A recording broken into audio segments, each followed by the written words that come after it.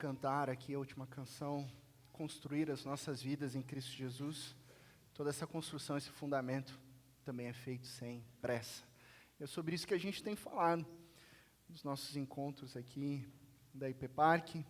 Mais uma vez, amigos e amigas, graça e paz, que o amor maravilhoso e incalculável de Cristo Jesus esteja em cada coração aqui nessa manhã.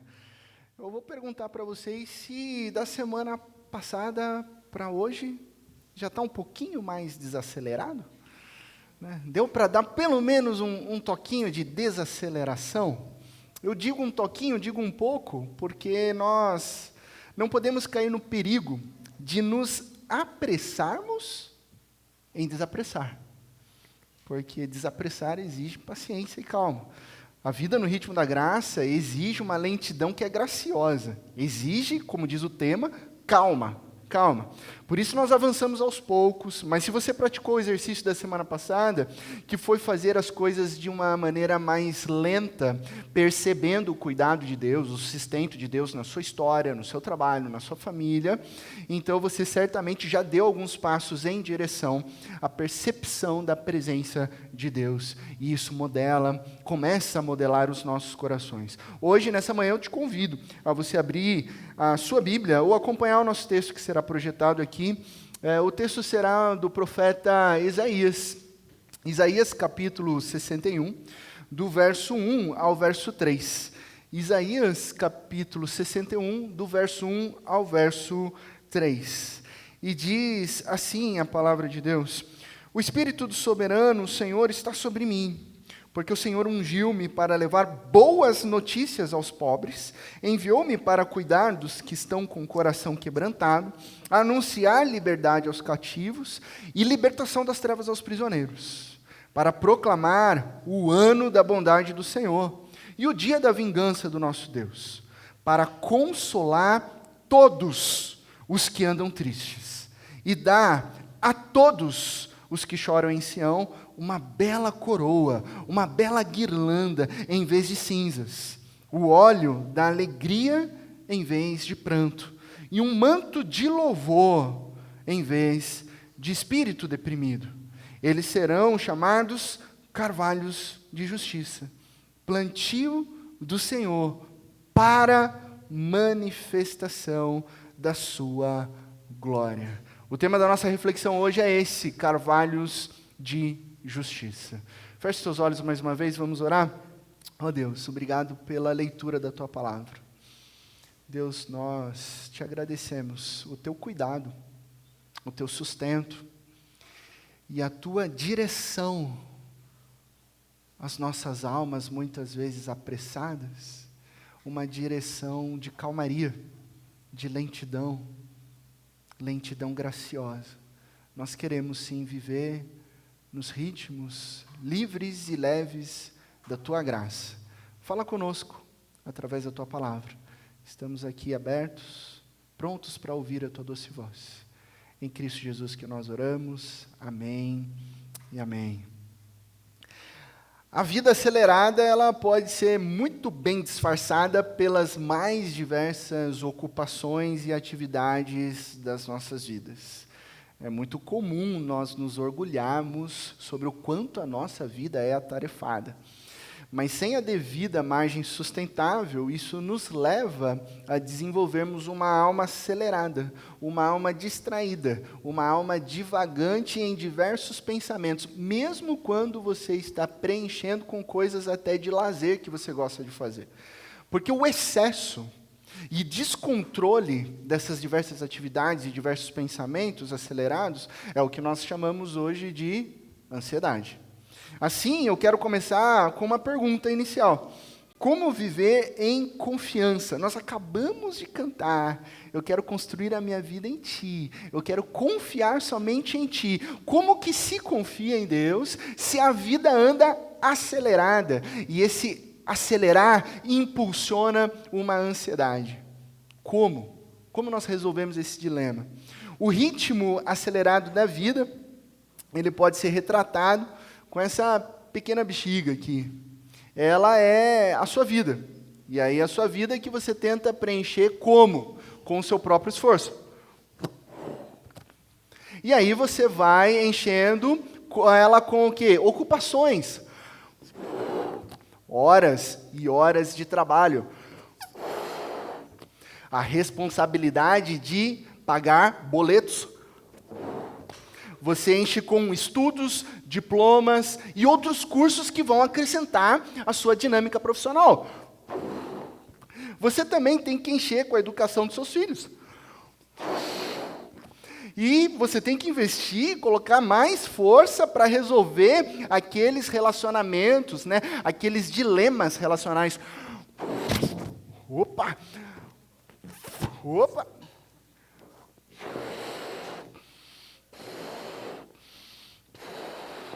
E você vai enchendo, enchendo, enchendo. Como? Com o seu próprio fôlego. E aí você fala assim, nossa, eu estou conseguindo. E o que acontece? Você descobre que essa bexiga logo se esvazia. Mas você colocou seu esforço. Então você volta lá e mais trabalho. E você vai, e você é incansável.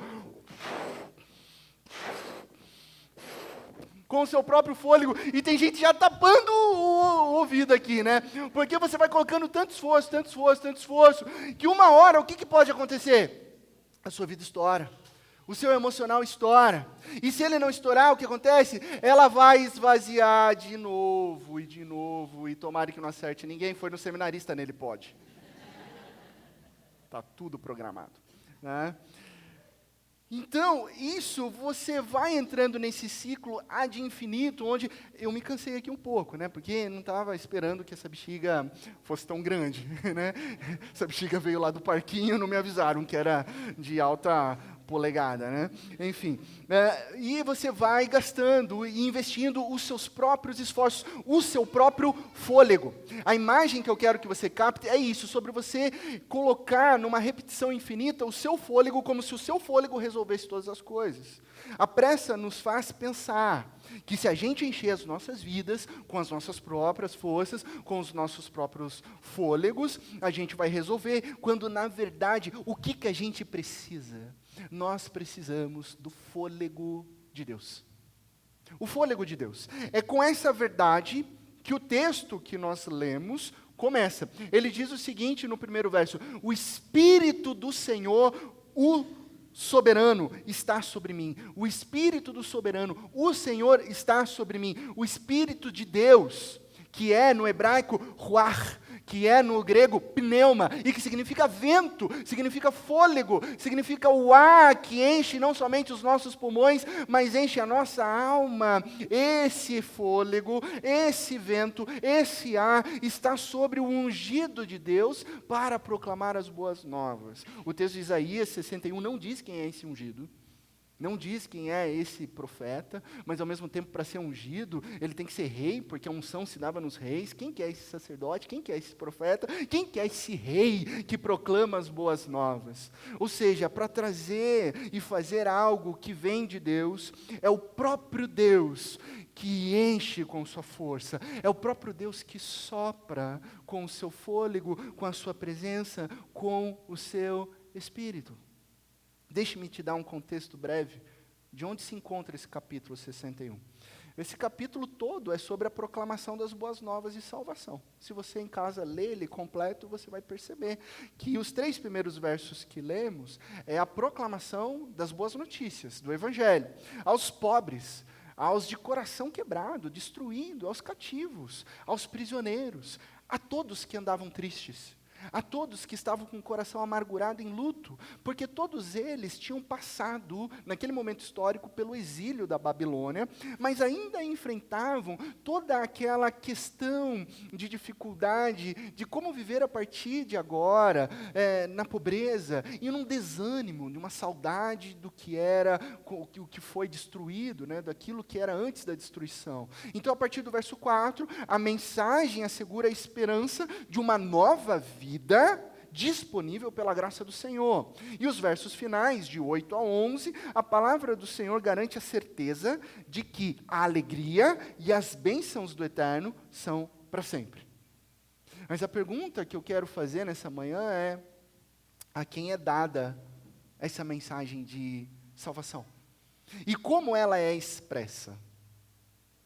Se nós segmentarmos as orações do pequeno trecho que nós lemos, nós encontramos essa estrutura. Verso 1, para levar boas notícias aos pobres, para cuidar dos que estão com o coração quebrantado, para anunciar a liberdade aos cativos, para proclamar o ano da bondade do Senhor, para consolar todos os que andam tristes e para dar alegria a todos os que choram em Sião.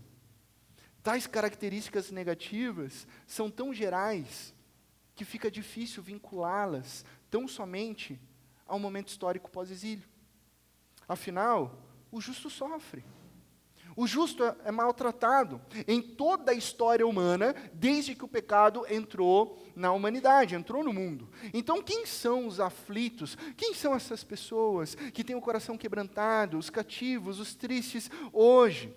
Quem são estes? São aqueles que estão presos por razões econômicas, sociais ou espirituais. São aqueles que choram. São aqueles que estão completamente desanimados. Por quê? Porque foram atingidos pela dor do luto, ou porque foram atingidos por tragédias e circunstâncias não esperadas, foram atingidos por dores profundas na sua família, na sua história. São esses que choram. São todos aqueles que estão com o coração quebrado porque estão buscando esperança, e não sabem onde encontrar a esperança, uma razão para viver diante da dor que assola a alma. Muitos tentando sobreviver pelas suas próprias forças, tentando respirar ou tentando soprar o seu próprio fôlego, mas sendo engolidos pela pressa, a pressa de sair de uma situação triste. Afinal, você não quer ficar numa situação assim, de desânimo.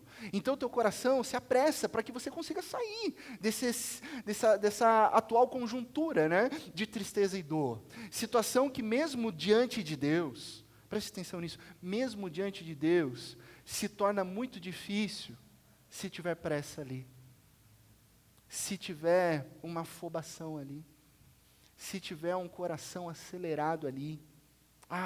O problema da pressa é esse. A pressa, ela nos transforma as nossas almas, né? Ela é a vida que entende que fazer atividades para Deus é maior e negligencia o caminhar com Deus. Então, eu tento, através da minha alma apressada, resolver com as minhas próprias forças. Então, o que eu faço? Eu vou buscar um certo vazio da religiosidade, mas esse vazio da religiosidade não substitui o caminhar com Deus. Então, em busca talvez de cura, de libertação, ou mesmo da aceitação e acolhimento dos nossos corações feridos, muitos apressados acabam focando muito no que eu posso fazer para Deus, ao invés de focar em como eu posso ser guiado e caminhar com Deus, com esse Deus que proclama boas novas de libertação para a minha vida. Quantas vezes você já se perguntou, num dilema de tristeza e dor, o que eu poderia fazer na igreja, como eu posso servir em tal ministério, mas com aquela motivação escondida no coração de tentar barganhar com Deus para resolver uma dor interna. Ok, Deus, estou servindo. Ok, Deus, o Senhor está vendo o que eu estou fazendo. E agora? O que o Senhor vai fazer na minha história e na minha vida? Eu já estou fazendo a minha parte. A pressa nos conduz a essa direção equivocada, que só aumenta a ansiedade. E por que aumenta a ansiedade? Porque o objetivo não é a busca por orientação de Deus, a orientação divina. A busca não é a formação de Cristo em nossas vidas, a vontade dEle em nosso caminhar, mas nós estamos ali confusos, buscando o que Ele pode oferecer a nós nos nossos termos. Então, Deus, está vendo? Eu estou fazendo isso, está olhando, agora eu preciso daquilo. E sabe o que vai acontecer? Deus não vai derramar sobre as nossas vidas os desejos dos nossos corações, se nós estivermos interessados nos nossos próprios interesses e numa ambição egoísta. Ele não vai derramar. Ele não vai. Então, quando nós vamos até Deus, os nossos corações estão buscando transformação ou eles estão buscando benefícios? O que eu ganho com Jesus? Quando nós oramos, nós estamos... Como é que é a nossa oração diária? É somente pedidos, uma listinha, Senhor Jesus, está aqui, essa é a minha listinha, eu preciso disso, preciso disso. Ou nós nos rendemos diante de Cristo e dizemos, Senhor Jesus, eu me rendo, faz a tua obra em mim, guia o meu caminhar. Quando nós buscamos a Deus, nós queremos sinais e maravilhas para o agora, o hoje, Senhor Jesus, é isso agora, para essa semana, não pode passar desse semestre, eu preciso passar nesse concurso, eu preciso ir para outra empresa, eu preciso fazer isso, eu preciso casar, eu preciso comprar um carro, eu preciso resolver isso nesse ano, ou nós estamos buscando em Deus aquela retidão para viver bem o tempo todo. Senhor Jesus, para onde eu vou para que eu possa viver no Senhor o tempo todo? O que o abatido, a cansada, o triste, a desanimada e todos aqueles que estão quebrantados precisam, ou seja, eu e você, nós, é aprender o que é viver essa boa nova proclamada. O que é essa vida? A boa nova de que as situações passadas ficaram para trás. E que em Deus, somente nele, uma nova vida está prestes a acontecer. Em Deus. E isso leva tempo.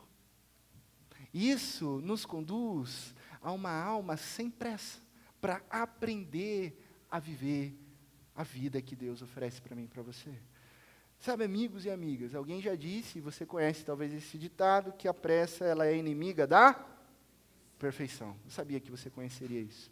Nós poderemos ir além e dizer que a pressa ela é inimiga da formação espiritual. Ela não é apenas inimiga da perfeição, mas ela é inimiga da formação espiritual. Em outras palavras, o que eu quero dizer para você nessa manhã é que a espiritualidade exige tempo. A espiritualidade verdadeira se desenvolve sem pressa. Pois a informação conceitual e teológica, hoje você consegue rapidinho. Hoje a gente tem inteligência artificial. Hoje a gente tem ferramentas. Hoje, é interessante que no universo hoje da academia, né, do nível superior, seja na graduação ou na pós-graduação, os alunos que entraram agora são os nativos digitais, né? Então, eles já meio que aprenderam a fazer, a metodologia científica deles já é tudo na internet, é tudo no Google, né? Então, eles adquirem a informação com muita velocidade, né?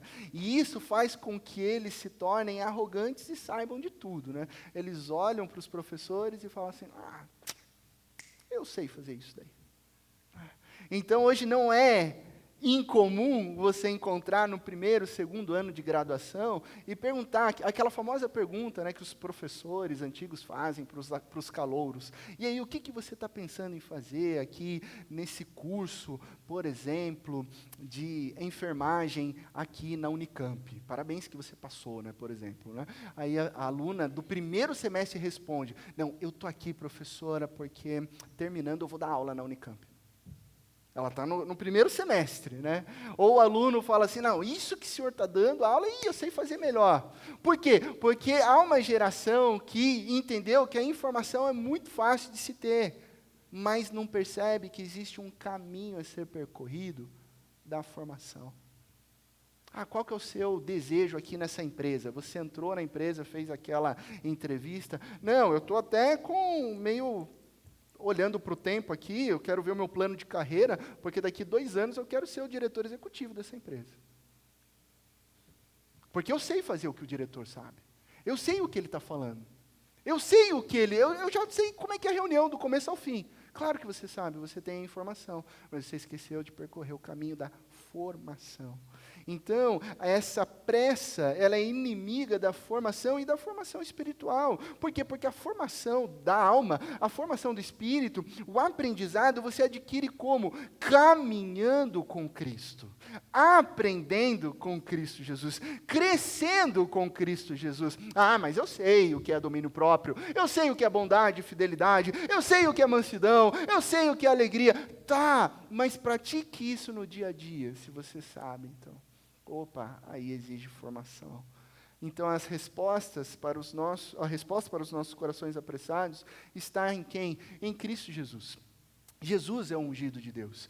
O verso 1 que nós lemos diz: o Espírito do Senhor, do soberano Senhor está sobre mim. Jesus Cristo é o eterno Filho de Deus. Ele é o Messias, Ele é o prometido. A palavra ungido, do hebraico Messias, significa Messias, escolhido de Deus. Para o quê? Transformar todas as coisas de dentro para fora. O texto de Isaías 61, ele aponta claramente para o Messias que estava vindo. E uma das provas de que Cristo Jesus, o Jesus de Nazaré, é o Messias prometido, está lá em Lucas, capítulo 4, quando ele mesmo abre uma profecia, a profecia de Isaías, lê e diz que ela foi cumprida nele, cheio do poder de Deus. Acompanhe comigo o texto lá de Lucas capítulo 4, a partir do verso 14. Olha só essa situação aqui. Jesus voltou para a Galileia no poder do Espírito, e por toda aquela região se espalhou a sua fama. Ensinava nas sinagogas e todos os elogiavam. Ele foi a Nazaré, onde havia sido criado, e no dia de sábado entrou na sinagoga como era seu costume. E levantou-se para ler. Foi-lhe entregue o livro do profeta Isaías. Abriu-o e encontrou o lugar onde está escrito. Abriu e encontrou intencionalmente aonde estava escrito: o Espírito do Senhor está sobre mim, porque Ele me ungiu para pregar boas novas aos pobres. Ele me enviou para proclamar liberdade aos presos e recuperação da vista aos cegos, para libertar os oprimidos e proclamar o ano da graça do Senhor. Então ele fechou o livro. Perceba que Jesus só leu os 2 primeiros versos. Devolveu ao assistente e assentou-se. Na sinagoga, todos tinham os olhos fitos nele, e ele começou a dizer-lhes: hoje se cumpriu a escritura que vocês acabaram de ouvir. Quem é o defensor daqueles que são pobres? Quem é o protetor dos oprimidos?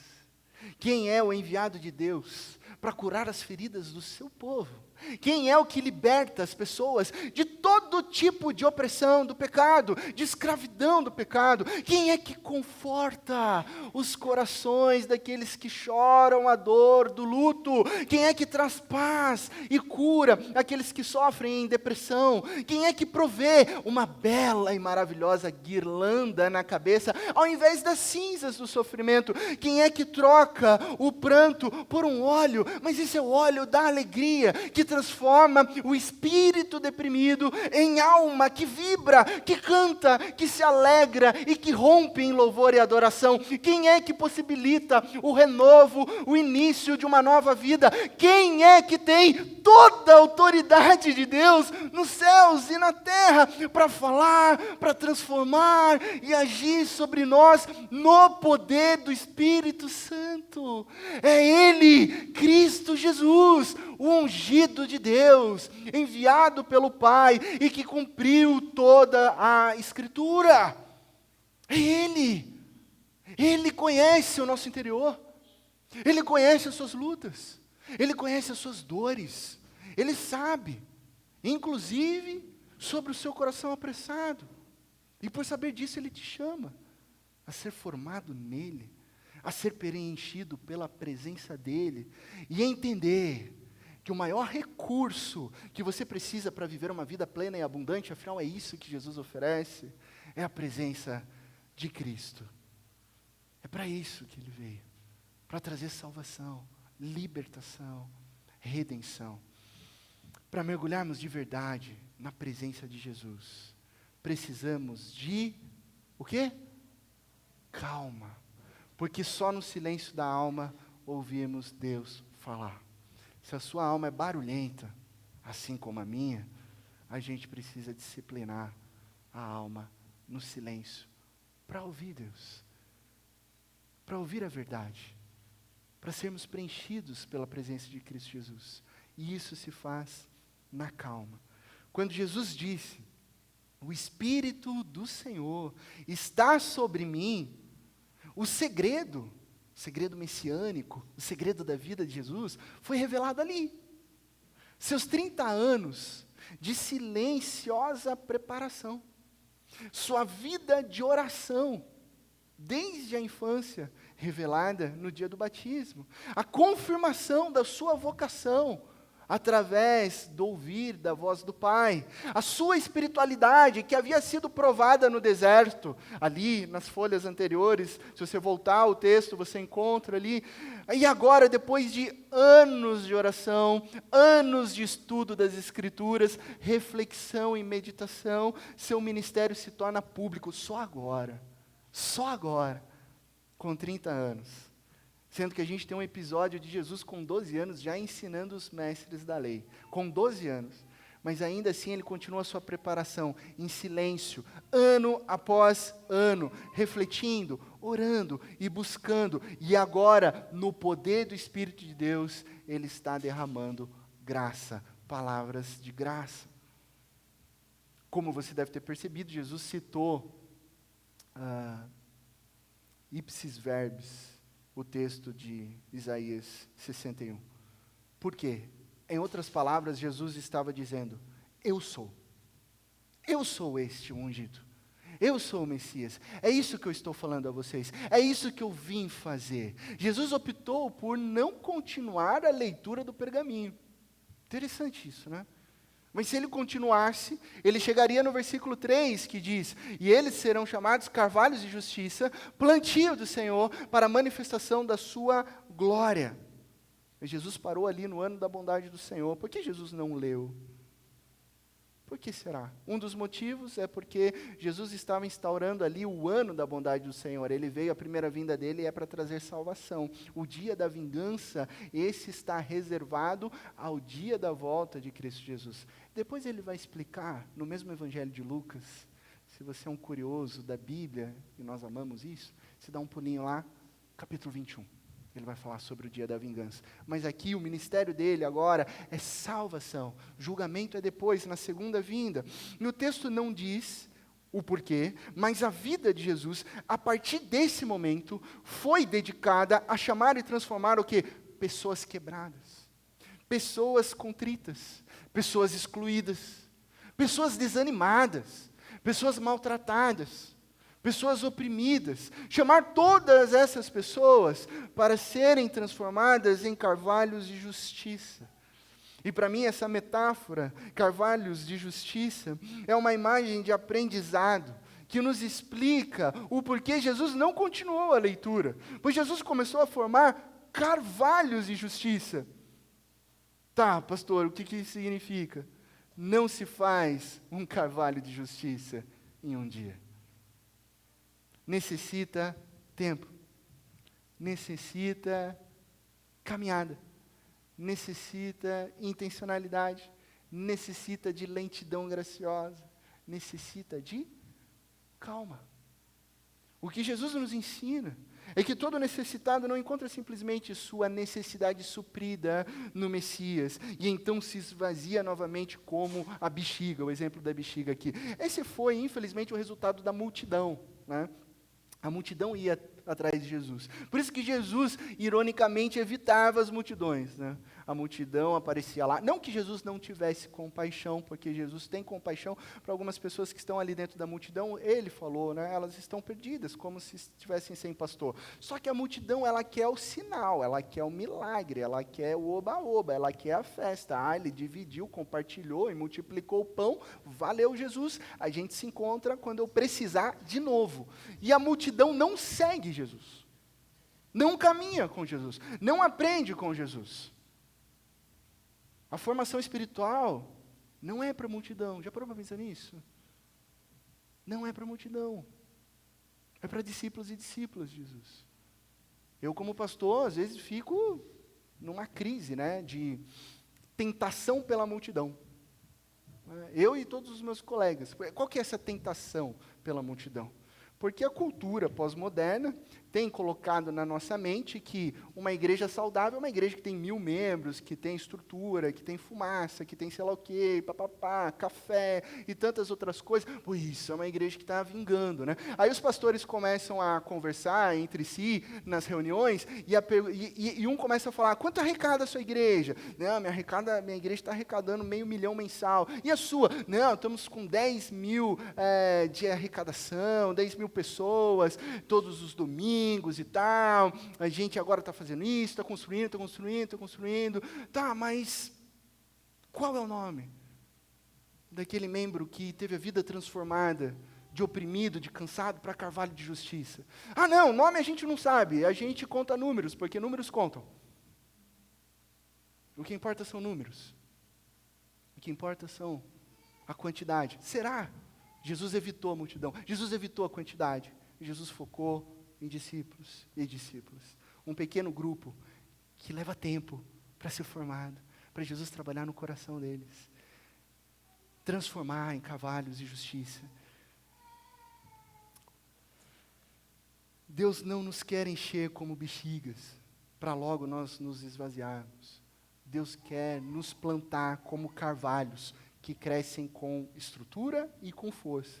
E isso Ele proporcionou através da obra de Cristo Jesus. Isso é maravilhoso, né? Porque a justiça do carvalho, e glória a Deus por isso, não vem de nós. Já pensou se tivesse que vir de nós? Eu estava lascado, eu não sei você, mas eu estava lascado. Eu não consigo ser justo todo dia. Eu não consigo ser justo talvez numa semana. Eu não consigo a todo momento ser, o justo, né? Eu não consigo atingir o padrão perfeito de justiça. Então, glória a Deus, a justiça do carvalho não vem de mim, não vem de você, não vem de nós. Não vem de uma religiosidade vazia, de, quantos domingos você foi na igreja, o que você fez, o que você cumpriu, onde você serve, que roupa você veste. Não vem disso, mas sim da vida de Cristo Jesus pregada no madeiro. A vida de Jesus derramada na cruz. É isso que a Bíblia diz lá em 2 Coríntios capítulo 5, 21. Deus tornou pecado por nós, aquele que não tinha pecado, para que nele fôssemos feitos justiça de Deus. A palavra que aparece lá é justiça. Em Cristo Jesus, nos tornamos justos. Deus olha para mim e para você, não mais como pecadores, estranhos, mas sim como pessoas justificadas através da obra de Cristo Jesus. Então, desacelerar a alma é compreender que Cristo Jesus, em sua perfeição, morreu na cruz em nosso lugar. Mas para quê? Para que nós nos tornássemos nele carvalhos de justiça. Não pela pressa. Não é para assoprar a bexiga logo. Mas sim para ser construído, ser formado na direção de Deus. Porque a salvação é obra toda dele. Concluindo, o que nós vimos hoje nas Sagradas Escrituras é que todo necessitado, escravizado, desesperado, em Jesus se torna carvalho de justiça. Se torna plantio do Senhor. Aqui está uma imagem de um carvalho. É uma árvore majestosa. Bonito, né? Majestosa. Suas raízes são profundas, o que dá estabilidade para tempestades da vida, ventos fortes. A sua copa, olha, ela é ampla. Tão ampla que ela fornece abrigo, ela fornece sustento, ela fornece alimento para outras criaturas, pássaros que vivem nela, outros animais que vivem nela. E no inverno, ela não perde as suas folhagens. Uma das características do carvalho é que não perde as suas folhagens. Força, resistência, generosidade para abrigar outros animais. E longevidade são as marcas dessa árvore, citada várias vezes na Bíblia, que alcança até 1000 anos. 1000 anos. Ao sermos transformados em carvalhos de justiça, plantados em Cristo Jesus, exibimos todo esse esplendor, que é belo, que é forte, que é generoso, que tem estabilidade, mas sem pressa. Sem pressa. Obviamente, um carvalho desse tamanho não cresce em um dia. Se você plantar um carvalho desse, você não verá ele desse tamanho. São outras gerações que verão. Uma semente recém-plantada pode levar de 2 a 3 décadas para fornecer um pouquinho de sombra. Já parou para pensar nisso? Não cresce da noite para o dia, mas cresce. Mas cresce. E o motivo principal da sua longevidade é a sua raiz lançada profundamente e crescendo vagarosamente, constantemente. Por isso, a pressa, ela é inimiga da formação. Mas a calma é amiga da raiz profunda. A calma é amiga da raiz profunda. Ao sermos plantados no Senhor, com o tempo seremos cada vez mais fortes, na mesma proporção do quanto estamos bem enraizados nele. Fortes não para um benefício próprio, mas fortes para frutificar justiça. Lembre-se, um carvalho de justiça floresce e frutifica justiça. Ele é carvalho de justiça. Ele é feito e criado, transformado para frutificar a justiça que vem de Deus. Então hoje a boa nova de Cristo Jesus para nós nessa manhã é essa. Eu vim para te salvar. Eu vim para te transformar em carvalho de justiça para a manifestação da minha glória em todo lugar onde você estiver. É para isso que Jesus te salvou, é para isso que Jesus te chamou, para você manifestar a glória dele, sendo um carvalho de justiça. Como que você responde a isso nessa manhã? Como que é a sua resposta? De novo, eu volto àquela pergunta, você está atrás de Jesus somente dos benefícios?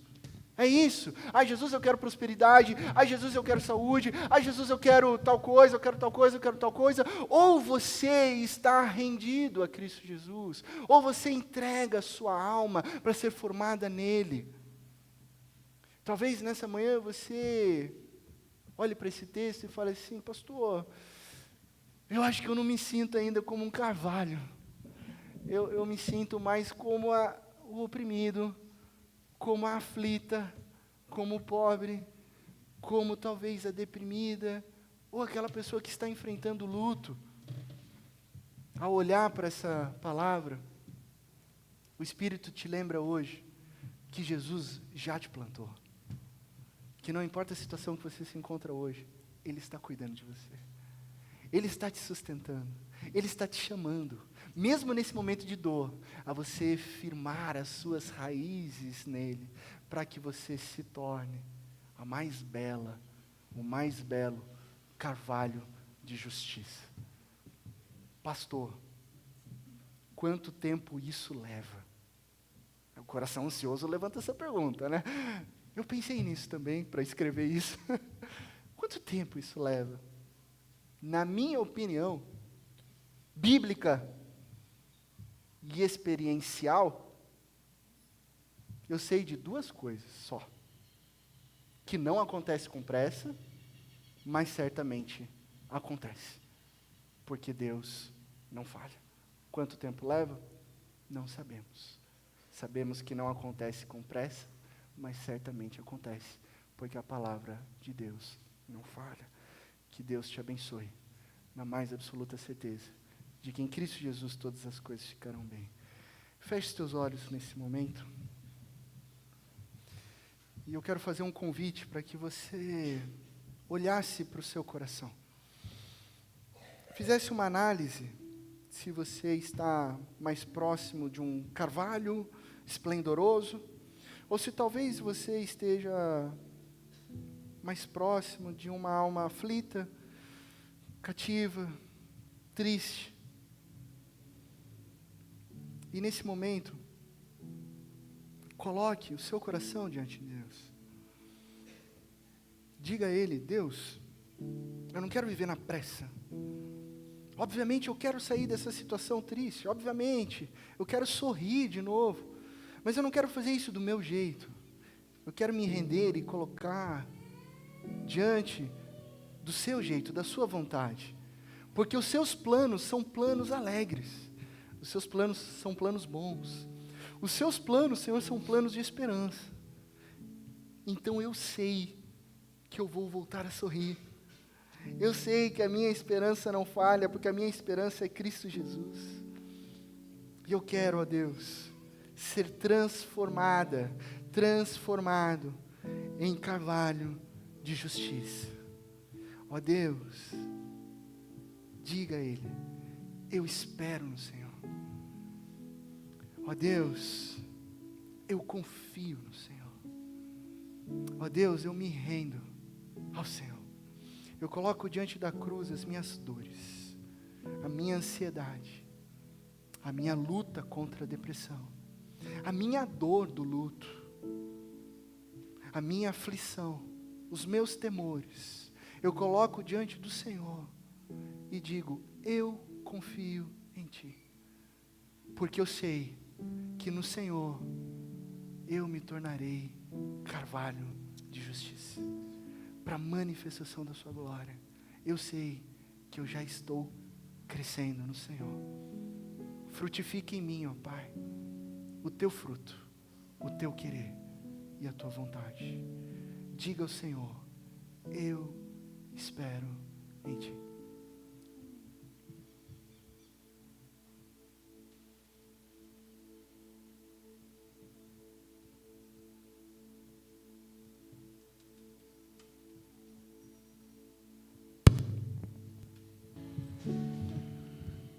Duas lições para casa, a gente desenvolver, treinar a nossa alma.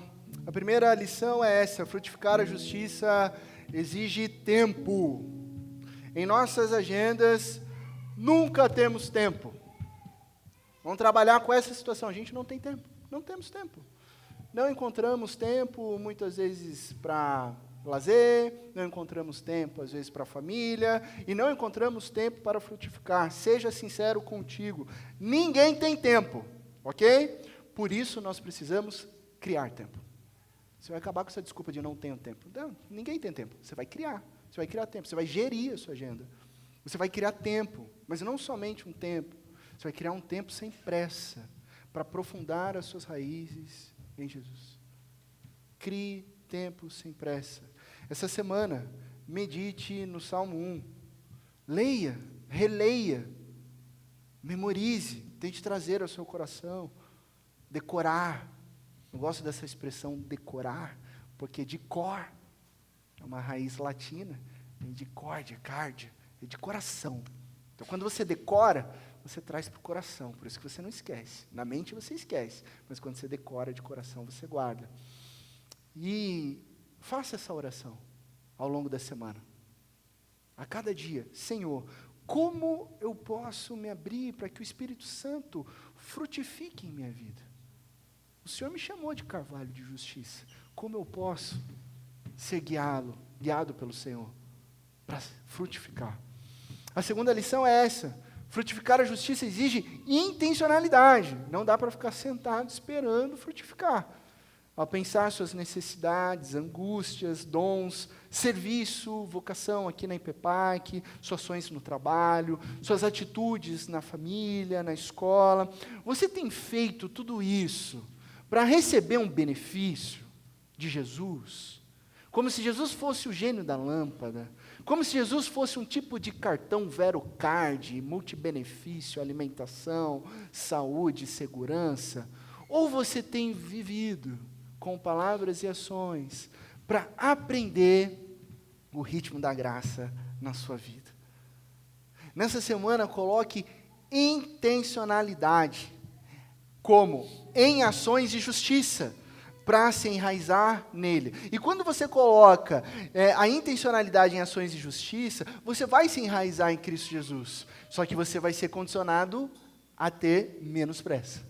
Você vai ser impulsionado a uma vida um pouco mais lenta. Então, no trânsito essa semana, você vai dar preferência em todas as situações. Em todas as situações. E o Espírito Santo vai mandar um carro bem devagarzinho na faixa da esquerda para você. E a hora que você ficar totalmente indignado, você vai lembrar que foi o Espírito Santo que enviou. E se o Espírito Santo que enviou, você não pode dar farol alto, não. E nem buzina, né? Principalmente se a buzina for forte. no estacionamento do mercado, todo mundo vai no mercado, né? Essa semana você vai no mercado. Se você não vai, você vai acompanhar a sua esposa em nome de Jesus. Ao ver um carrinho vazio, você está entrando no Summer Ball, você estacionou. Aí você viu um carrinho no vazio ali no meio do caminho. Ao invés de você pensar, eita, filho de uma mulher perversa, nem para guardar, você não vai pensar nada sobre a pessoa que largou ali. Você vai pegar aquele carrinho e colocar no lugar dele. É um ato de justiça. Você vai fazer isso. E não vai fazer igual o seu filho, a sua filha adolescente faz. Não fui eu que deixei lá. Ninguém está perguntando.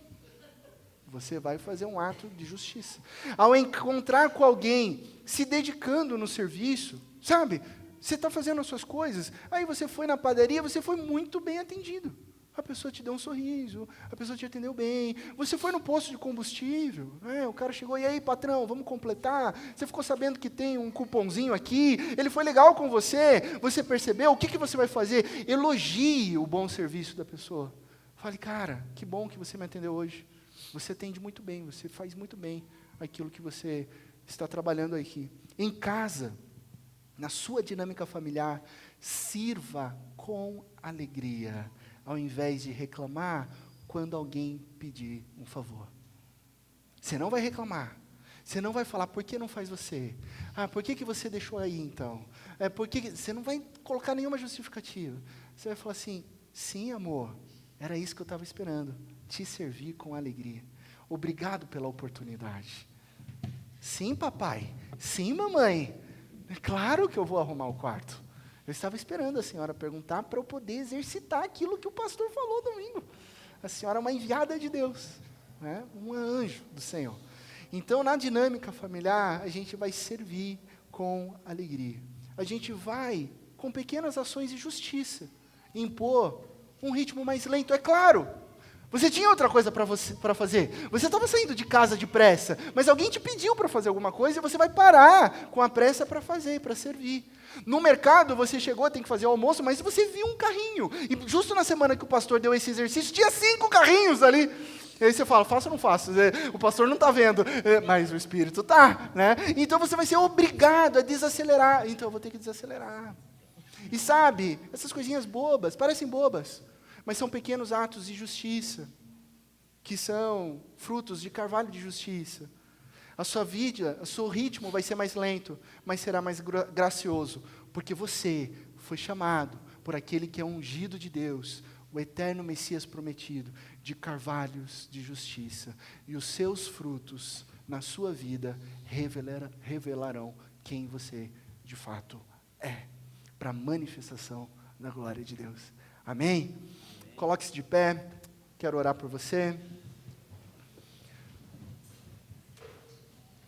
A gente continua a série, semana que vem a gente vai falar sobre a vida sem pressa. É sinônimo de preguiça? Será que vida sem pressa é preguiça? Será que preguiça tem relação com isso? O que é, o que não é? Semana que vem a gente se encontra aqui. Feche os teus olhos, vamos orar. Ó Deus, obrigado, Pai, porque o Senhor tem desacelerado o nosso interior. O Senhor tem desacelerado a nossa alma. E muitas vezes nós ficamos até mais ansiosos e ansiosas com isso, porque nós não compreendemos que, na verdade, esse é o antídoto para a ansiedade. Na verdade, isso nos faz perceber a Tua presença em cada situação. Na verdade, isso nos faz com que as nossas almas sejam formadas em Cristo Jesus. Por isso nós queremos aprender, ó Deus, a viver os Teus ritmos, e não os nossos ritmos. Nos ensina, Senhor, nos direciona, nos abençoa, Pai, para que a gente se desenvolva, cresça, enraize a nossa alma no Senhor e desenvolva com palavras e ações como carvalhos de justiça que manifestam a sua glória na cidade de Indaiatuba. Que as pessoas vejam na nossa vida sem pressa ações de justiça, da justiça do Senhor, da bondade do Senhor, da graça do Senhor, da presença do Senhor. Ó Deus, nos faz pessoas mais confiantes. Aumenta, Senhor, a nossa fé, para que a gente possa aprender a descansar, a confiar e a esperar, porque esperar no Senhor é frutificar. Esperar no Senhor é crescer. Esperar no Senhor é caminhar. E nós não queremos correr, nós não queremos ser cheios como bexigas que logo se esvaziam ou explodem de tanta preocupação. Nós queremos crescer como carvalhos de justiça, fortes, belos e majestosos, brilhando a tua glória. Abençoa cada vida aqui, que cada pessoa possa exercitar a sua alma essa semana, para a honra e glória de Cristo Jesus. E agora, irmãos e irmãs, ide em paz, e que a maravilhosa graça de nosso Senhor e Salvador Cristo Jesus, que o amor incalculável de Deus, o nosso eterno Pai, que as consolações, a presença e o poder do Santo Espírito de Deus estejam com todos vocês, não somente nessa manhã, mas para todos sempre. Amém. Amém.